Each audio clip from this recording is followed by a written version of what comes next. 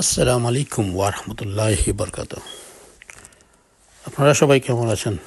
জানি আপনারা সবাই ভালো আছেন এবং ভালো থাকবেন এই দোয়াই করি। আমিও আছি ভালো, আপনাদের দোয়া আলহামদুলিল্লাহ। নিয়ে আসলাম আবারও বাগানের সামনের অংশের ফুলগুলো। এখন দেখেন কত আকারে কত বড় হয়েছে।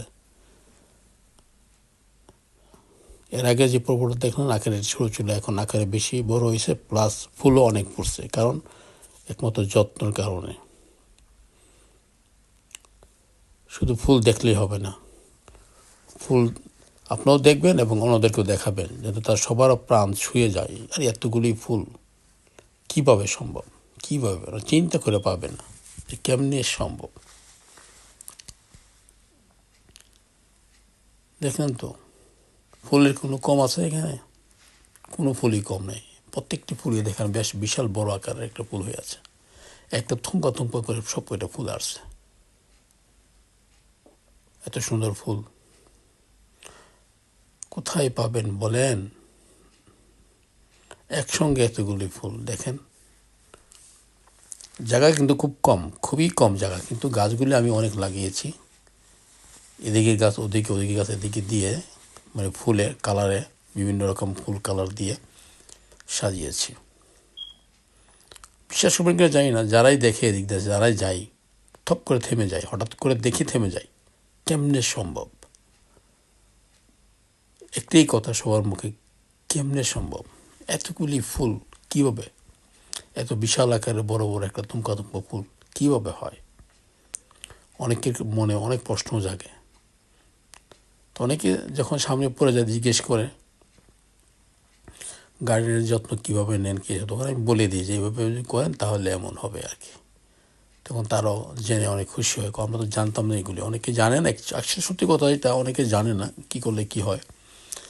যারা অ্যাকচুয়ালি প্রকৃতিভাবে এই লাইনে আছে আর কি, এই সমস্ত গার্ডেন নিয়ে ব্যস্ত থাকে, তাদের অবশ্যই একটা এক্সপিরিয়েন্স থাকে একটু বেশি, বিভিন্নভাবে বিভিন্ন করো তো। যেমনটি মনে করেন আমি কিন্তু মোটামুটি আজকেতে না, যখন ছোটোবেলা থেকে আমি গার্ডেন করার শখ, দেশেও আমি গার্ডেন করতাম। আর যখন বাইরে আসছি তখন তো মনে করেন নিজের স্বাধীনে সব কিছু, দেশে অনেক কিছু পাই নাই, অনেক দূরে দূরে যেতে হতো, কিন্তু এখানে তো সব কিছু হাতের কাছে আছে।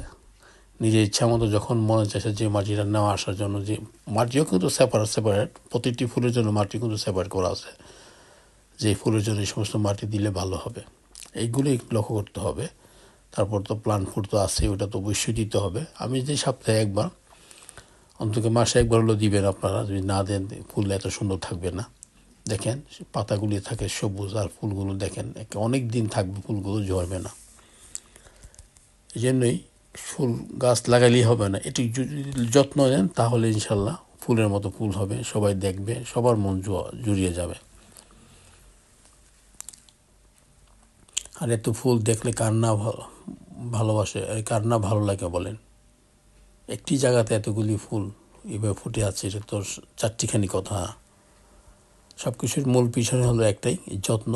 যদি যত্ন নেন রত্ন মিলবে। জায়গা কিন্তু অল্প জায়গা, দেখলেন তো, এতটুকু জায়গার মধ্যে আমি এতগুলি ফুল গাছ কীভাবে অ্যাডজাস্ট করেছি। কেন এগুলো সিস্টেম করে নিতে হয় সব কিছুই, যে আমি এতটুকুর ভিতরে ফুলগুলি রাখবো, বেশি যেতে দেব না। ঠিক এভাবেই প্ল্যান করলে হয় কি, একটু সুন্দর হয় আর কি, জিনিসটা এলোমেলো হয় না, অগোছানো থাকে না, সব কিছুই বেশ সুন্দর লাগে। সেজন্যই বলি সবাই গার্ডেন করুন আপনার বাড়িতে, যেখানে সামান্য একটু জায়গা থাকলেও সেখানে একটা গাছ লাগিয়ে দেওয়ার চেষ্টা করেন এবং তার যদি যত্ন নেন, এবার ফুল হোক আর ফল হোক, যত্ন নিলেই কাজ হয়ে যাবে। আর একবার যদি মনে করেন একটা সবজি গাছ লাগাইছেন, সবজি আসছে, মনে অনেক আনন্দ জাগবে, তখন কেউ কাউকে বলতে হবে না, আপনি নিজেতেই করবেন। এটাই সত্য, চিরন্তন সত্য। যেমনটি আমি শুরু করেছিলাম, যখন ফুল ফুটতো গাছের মধ্যে তখনই ভালো লাগতো,